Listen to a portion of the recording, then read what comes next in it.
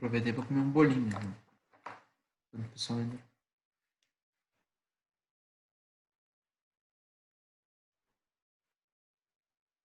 Então, eu tava falando, não existe canto vivo na peça real.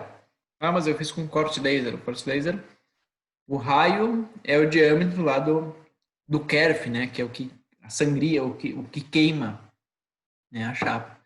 Ah, eu fiz no eletroerosão, né? No eletrofio. Eletrofio você tem o diâmetro do fio. Ah, mas é muito pequeno, mas não é um canto vivo.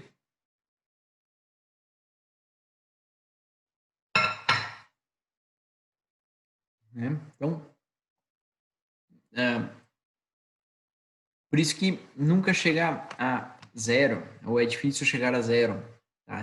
Esses tipos de gráfico, certo? Agora, claro, quanto mais canto vivo você trabalhar, maior o concentrador de tensões. Maior o concentrador de tensões. Vamos fazer um exemplozinho antes disso. Vamos fazer um exemplozinho para vocês sacarem como faz.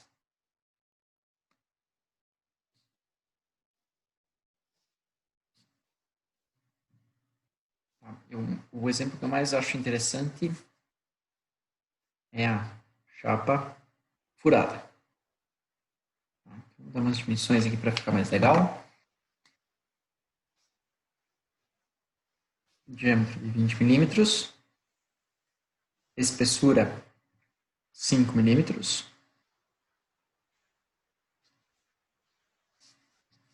Largura 100 milímetros.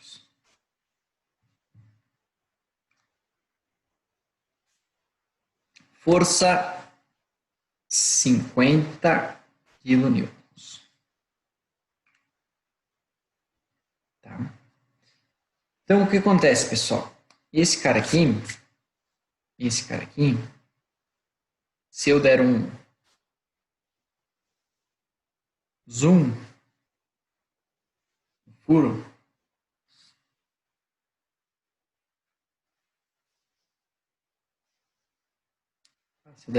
furo,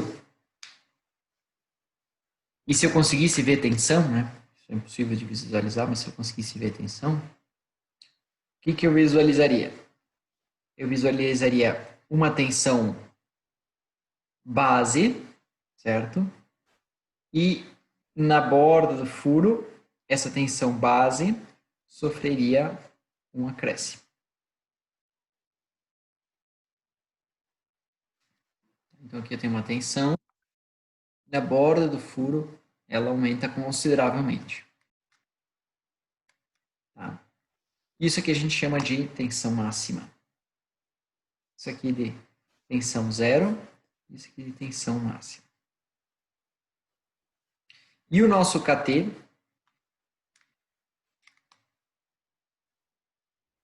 nada mais é do que a tensão máxima dividido pela tensão chamada de zero, seria a tensão sem o concentrador, ou se o concentrador não tivesse influência nenhuma. Né? Se o concentrador não tivesse influência nenhuma. Tá? Então a tensão máxima vai ser logo a tensão máxima vai ser KT vezes a tensão zero. Tá? Ó, vi que o pessoal postou uns livros aí. Eu postei pouca coisa, né? Eu tenho bastante material, eu vou ter que, uma hora dessa, perder um tempo, deixar disponível para vocês lá. Eu tenho uma apostila aqui que a gente trabalhou nos outros semestres, eu acho que nem botei lá ainda. Professor muito relaxado.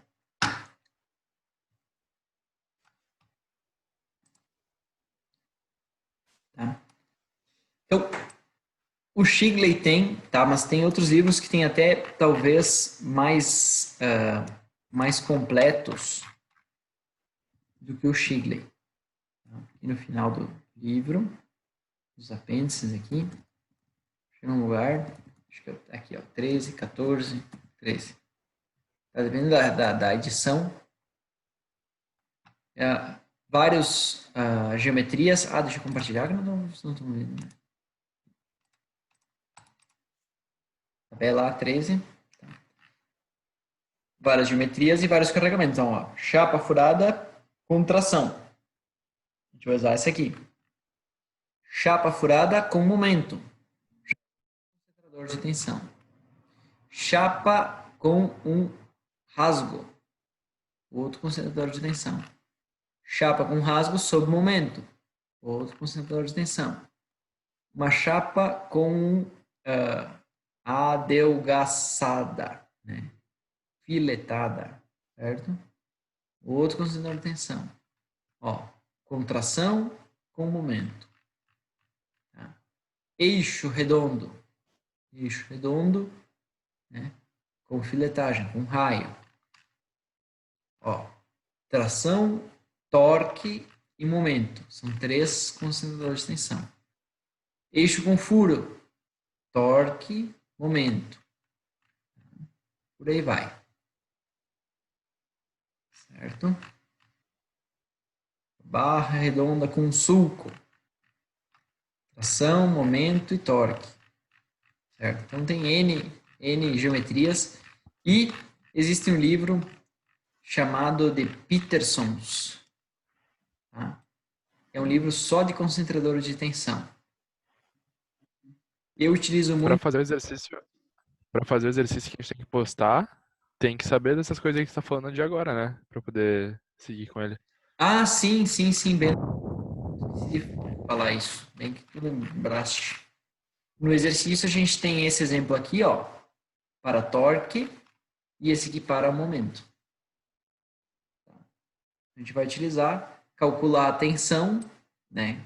Aquela tensão que vocês calcularam já é o sigma zero aqui, ó, certo? Sigma zero. E aí você vai jogar as propriedades daquele eixo no gráfico e encontrar qual que é o KT. E aí você vai pegar KT vezes o sigma zero, que vocês já calcularam, para ter a tensão máxima. Tanto para o momento, quanto para o torque. Tanto para a tensão normal, quanto para a tensão cisalhante. A gente pode até fazer ele junto. Só vou terminar esse aqui que a gente começou. Dá tempo de fazer os dois. A gente tem um tempinho bom aí.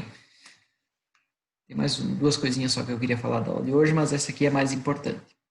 Então, no nosso caso, na nossa chapa, tá, pessoal? Eu vou olhar o gráfico e eu tenho que ver o que ele me pede. Ó. Ele me pede D sobre H. D é o diâmetro e H... Então, vou botar aqui, ó. D sobre H, não. D sobre W. D sobre W. Quanto que é o D sobre W no meu problema? Eu tenho o diâmetro de 20 e a largura de 100. Isso aqui dá 2 sobre 10, ou seja, 0,1. E aí eu vou olhar lá no gráfico, 0,1. Deixa eu botar um comentáriozinho aqui, para nós pintar ele.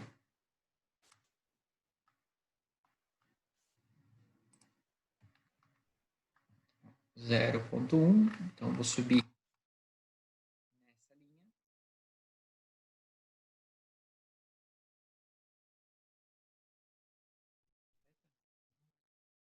Não é 0,2?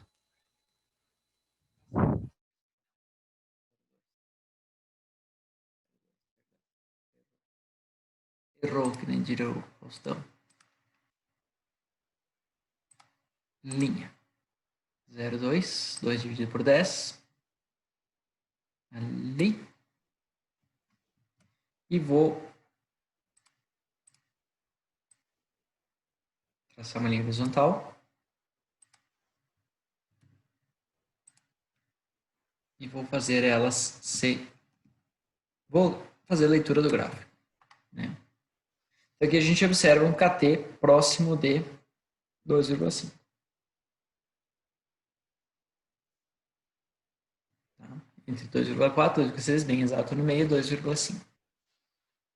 O ideal é fazer uma extrapolação, né? Uma interpolação. Tá?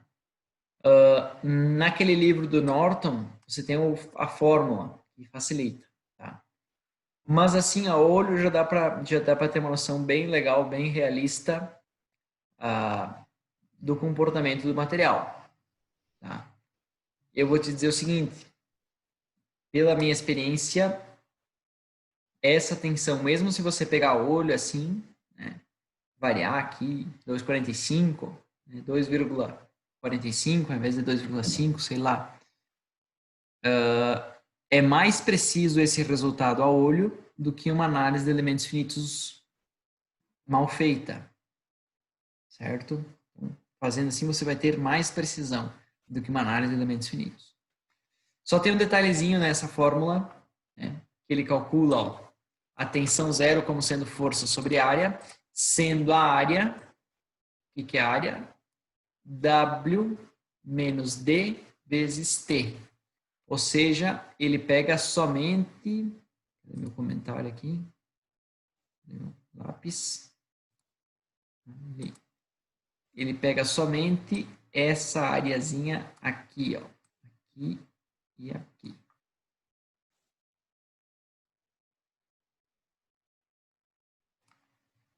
Isso.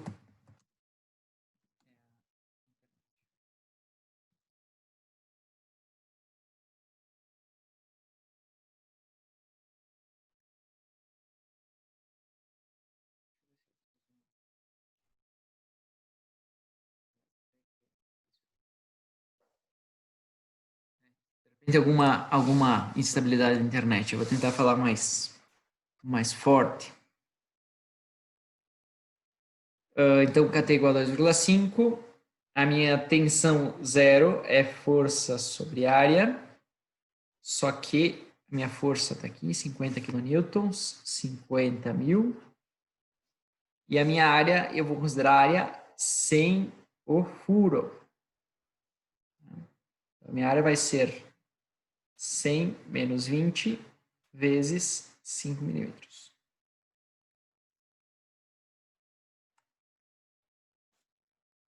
Então, 100 menos 20... Pode repetir da onde a gente tirou os 50 mil? Ah, 50 tá, dos mil é... 50 quilonewtons. Isso, Beleza. é do problema. 1000 dividido por 80.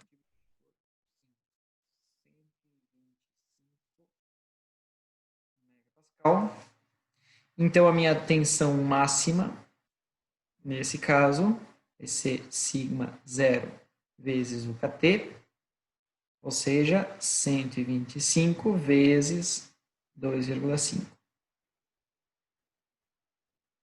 Vezes 2,5, 312,5 megapascal.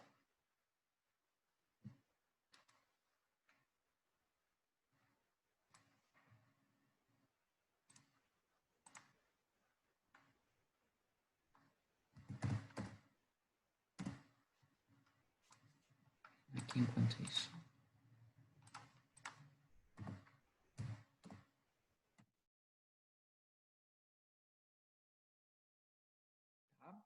Tranquilo, pessoal? Eu vou, eu vou puxar aqui a tarefa de vocês lá. Vamos calcular um dos coeficientes de segurança. Eu calculo com vocês, tá? E o outro, Ah, vocês... nesse caso, o concentrador de tensão, ele ajudou a aumentar o quanto a gente pode carregar naquele cara? É essa a ideia? Ou eu Não. entendi errado? Na verdade, ele aumenta a tensão a qual o material está submetido. Então, Ah, tá. Tá, ele aumenta. Tá, ok. não aumenta a resistência, ele aumenta a tensão aí, né? Sim, sim. Tá. Aí aqui, por exemplo, se eu não tivesse concentrador de tensão, eu poderia escolher um material com uma resistência de 125 megapascal. Como eu tenho concentrador de tensão, eu tenho que escolher um material com uma resistência de 312 megapascal. Uhum. O que na prática o cara vai pegar e aumentar a espessura. Sim, é uma saída. Aumenta a espessura. Quando você aumentar a espessura, vai reduzir a tensão zero, né? Isso. Vai reduzir a tensão zero. Uma outra alternativa é usar métodos, tá? ver se tem aqui, ó. Métodos para da concentração de tensão. Por exemplo, aqui você tem um eixo com um rolamento. Para você montar isso aqui legal, você tem que ter um canto vivo aqui. Né? O canto mais vivo possível, certo? E esse canto vivo gera tensões, gera concentração de tensões. Então, uma saída é fazer essa usinagem aqui, ó, no eixo, certo? Já vai reduzir a concentração de tensão. Fazer esse ombro esquerdo é muito utilizado em máquinas, né? Faz um chanfro, porque esse chanfro vai convidar as linhas de tensão, ó. Vai evitar aquele engarrafamento aqui das linhas de tensão, do fluxo de tensão, certo? Ou esse tipo de rasgo aqui, embora isso aqui tu acaba concentrando mais tensão do que o projeto original, né? Tem que ser um large radius, né? Um raio largo. Né? Para chapas é comum o pessoal fazerem furos. Você tem uma chapa furada assim, ó. É comum o pessoal fazer outros furos. Né? Deixa eu ver se eu consigo, nesse exemplo aqui, né? Faz um furo aqui assim e outro furinho aqui assim, ó. Aí também você evita essa linha de tensão, né? Encontrar zero material aqui, né? E ter que se espremer para passar ao redor do furo, e ela começa a desassociar, né? Tem um fluxo mais suave. E esse fluxo mais suave vai reduzir o concentrador de tensões. Então, existem essas alternativas também, né? Mais econômicas do que você aumentar a espessura. Na prática, também tem um outro fator, que se teu material é dúctil e a tua condição é estática, ou seja, menos de 1000 ciclos, menos de 1000 carregamentos, tá? Acontece um fenômeno chamado de encruamento. Então, as fibras, alta tensão, escoam e vão ficar encruadas, ou seja, vai aumentar a resistência das fibras que escoaram. A carga é compartilhada com as fibras próximas, o encurramento se torna localizado e a peça como um todo não é danificada, né? A menos que a tensão última seja excedida. Tá? O efeito de concentração de tensão é normalmente ignorado para esta condição estática em materiais dúcteis. Então, isso também acontece bastante na engenharia. Se a tua condição é fadiga, já não dá para fechar um olho. Tá? Mas se você tem uma condição estática e o material dúctil, por isso que o aço doce, né, baixo carbono, ele tem suas vantagens. Né? Você consegue trabalhar com uma segurança, um coeficiente de segurança menor. Não estou achando aqui, agora achei. Tarefa capítulo 3. Essa aqui. Vou compartilhar com vocês. Estou com tanta janela aberta aqui que nem eu mais me encontro. Então, esse aqui é o caso de vocês. Né? Você tem o diâmetro de 38, eu vou anotar essas medidas aqui para a gente fazer o cálculo de concentração de tensão.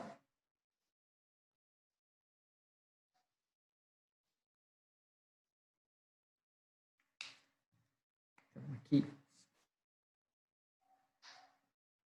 diâmetro 38. Aqui, diâmetro 24.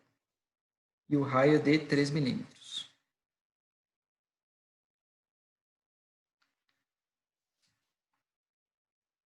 Stop. Vamos lá pegar o chicle. Aqui. Deixa eu pegar aqui a outra biscada que eu fiz.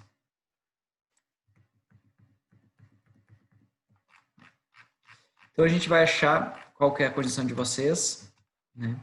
Então, seria essa condição aqui, ó. Vou pegar para o momento, depois o torque, ou pode ser o torque, vocês pegam o momento, tá tranquilo. Qual que é o KTS, tá? S porque vem de cisalhamento do inglês share, mas é a mesma condição. É a mesma aplicação. Tá? Então, ó, o que o gráfico me pede? O gráfico me pede Dzão dividido por Dzinho. E R dividido por Dzinho. R dividido por Dzinho. Então, no caso de vocês, Dzão dividido por Dzinho vai ser 38 dividido por 24. Certo?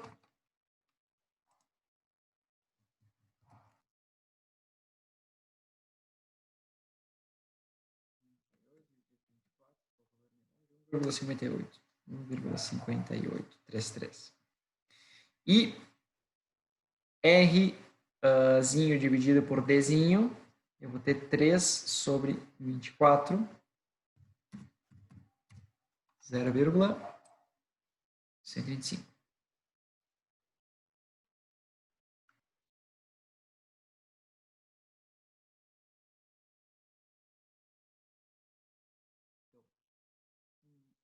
Aqui embaixo, 0,125, bem nessa linha. Eu desenho uma cobra. E aqui, linha. Bem.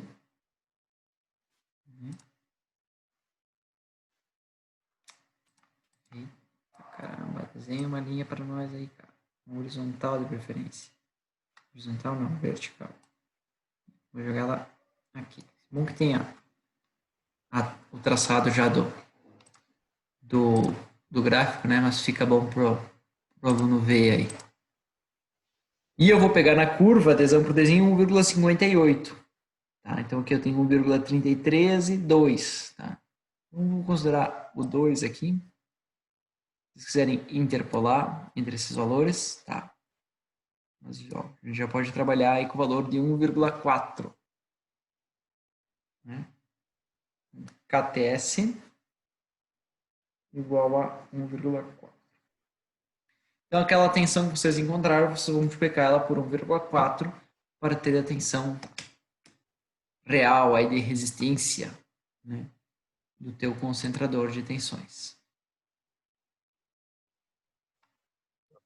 Só para tirar uma dúvida quanto a encontrar as tensões, que ali no começo da aula acho que alguns colegas também questionaram. No caso, para encontrar a tensão de cisalhamento, o nosso braço de alavanca seria o 400, correto? E daí, na tensão normal, seria o 350. Seria mais ou menos essa a lógica? Daí, Não, claro, pode falar. ou seria o oposto? Não, é isso aí, ó. A força F, né, pelo braço de alavanca 400, ela está torcendo esse eixo. Né, aplicando um esforço de torção. O esforço de torção gera tensões cisalhantes. Então, sim, o tal lá do cisalhamento, eu vou calcular o torque como sendo força vezes a distância de 400. E ao mesmo tempo, quando aplicar essa força, ele vai torcer e vai fletir esse eixo. Fletir aqui para baixo na direção Y. Ó. Ele vai ficar pendendo aqui para baixo. Tá? E aí, para flexão, a gente utiliza a alavanca de 300 mais 50. 350. É isso aí mesmo. Isso eu vou calcular as tensões lá no ponto A. Tá? Ó, por isso que eu botei aqui, ó, considera material frágil e acrescentes concentradores de tensão adequada. Se o material for dúctil, né, e é uma condição estática, você não precisa considerar o concentrador de tensão. Agora, o material frágil, ele vai romper sem deformação, né? Então, ele não tem essa condição de encruamento que tem no material. Só por ele ser dúctil, a gente já desconsidera ele como sendo frágil? É que ou ele é frágil ou ele é dúctil. Certo?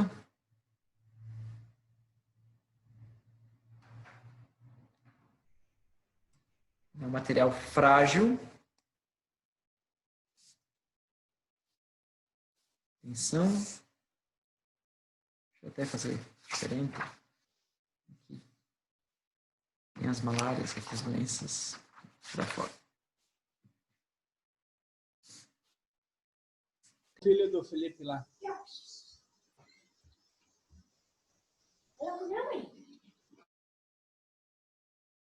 O colega que tu pediu aí, se ele é dúctil, ele já não é mais frágil. Se ele é dúctil, ele tem uma característica plástica. Então ele já não tá na casa dos frágeis, porque ele não vai trincar que nem um aço que é temperado ou coisa do tipo. Ele tem essa característica de voltar.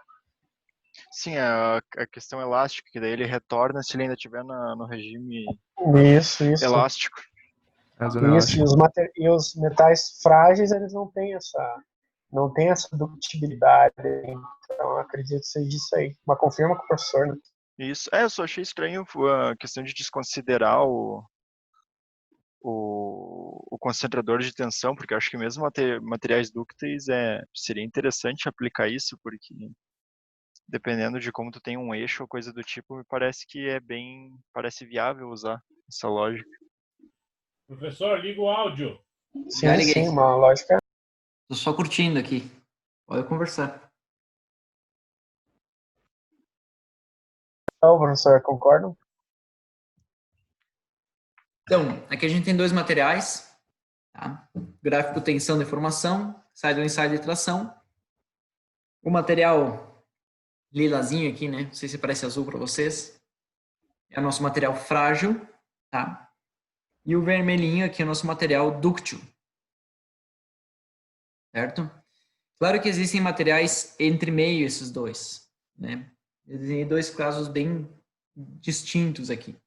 Inclusive, eu propositadamente coloquei o material dúctil mais rígido, né, com uma velocidade maior do que o material frágil. Isso pode acontecer. Por exemplo, eu posso ter um aço dúctil ou um alumínio frágil. Eu poderia ainda ter traçado um material frágil mais resistente do que o material dúctil. Tá? Tem outra cor aqui.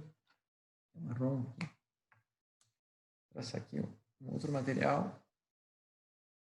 Olha aí. Mais resistente do que o material dúctil. E aí, o que eu utilizo para dimensionar? O que eu pego do certificado de material? No material dúctil, eu pego essa tensão aqui, ó, o limite de escoamento, certo? SY. No material frágil, eu não tenho escoamento. Ele vai direto para a falha, SR, né, de ruptura. Certo? A mesma coisa lá em cima, SR de ruptura. Então, a gente vive numa engenharia de economia, certo?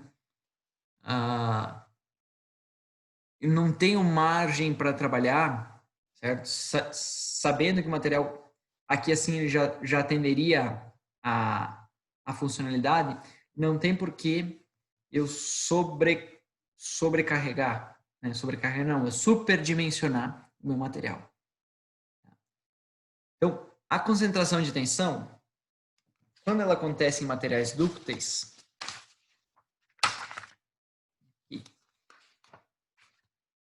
acabando a reunião já.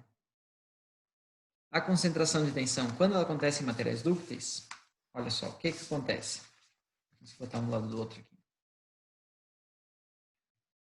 Essa tensão pode ultrapassar a tensão de escoamento. Certo? Quando ela ultrapassar a tensão de escoamento, o que acontece com o material? Ele vai escoar até chegar no equilíbrio. Tá? Aqui, por exemplo, essa minha tensão máxima, ela tá por aqui assim. Vai ser uma pontilhada meio ruim aqui. Certo? Aqui assim. Então, essa tensão máxima escoou o material nessa bordinha, certo? E ele entrou em equilíbrio.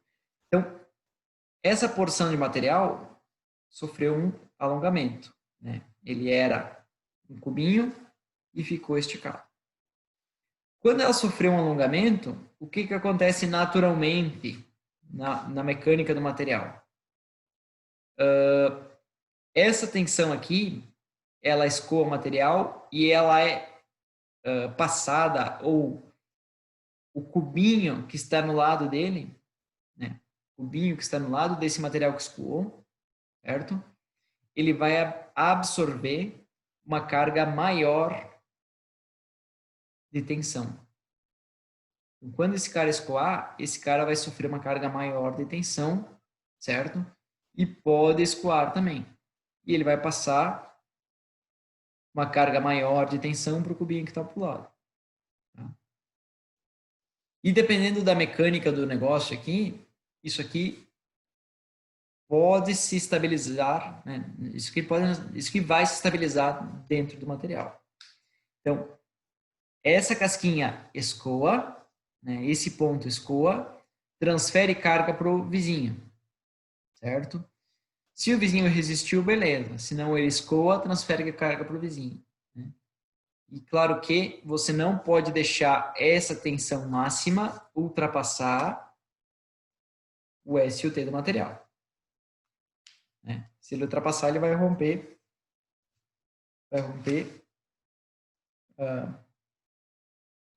fora que tem material, né? Mas se ele ficar relativamente longe, e aí que tá talvez uma dúvida, né? Quão longe ele tem que ficar? Se ele ficar relativamente longe, não vai ter problema de resistência. Contanto que esse carregamento seja estático, ou seja, eu carrego e deixo carregado. Se eu ficar carregando, descarregando, carregando, descarregando, carregando, descarregando, o que acontece com o meu material? Ele escoou, certo? Quando eu soltar o carregamento, ele vai retornar. Quando eu carregar de novo, ele pode sofrer um novo escoamento e então retornar. Quando eu carregar de novo, um novo escoamento e retornar. Então, carregamentos cíclicos. No carregamento cíclico, na fadiga, a gente considera concentrador de tensão em material dúctil. A gente não considera em carregamento estático. Então, essa é a primeira condição.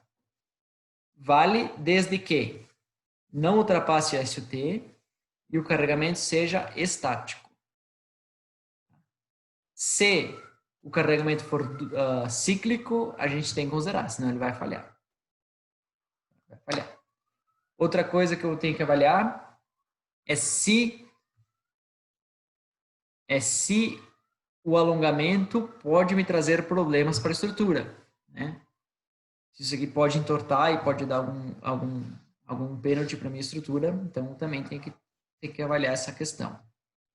Agora, se o meu material for frágil, como esse cara e como esse cara, tá? E eu não considerar o concentrador de tensão, o que vai acontecer? Ó, dimensionei ele para aqui e eu tenho mais o concentrador de tensão, pô, aí não tem material que resiste, aquele já rompeu, né? Então eu tenho que imaginar que o meu K máximo, meu sigma máximo, fique com segurança abaixo do SR. Tá? Tanto na condição estática quanto na condição cíclica. Quanto na condição estática quanto na condição cíclica. Então, tem essas duas. Não sei se ficou claro agora, se era essa mais ou menos a dúvida. Então, o que eu tenho que olhar é para isso aqui, ó, para conhecer o meu material. Se eu conhecer o meu material, eu sei o que eu posso assumir e o que eu não posso assumir de riscos, né, quanto a concentradores de tensão. Agora, outro exercício legal. Ficou claro isso, pessoal? Só me dê um. Ficou mais alguma dúvida? Outro exercício que eu gosto de fazer o aluno pensar é o seguinte.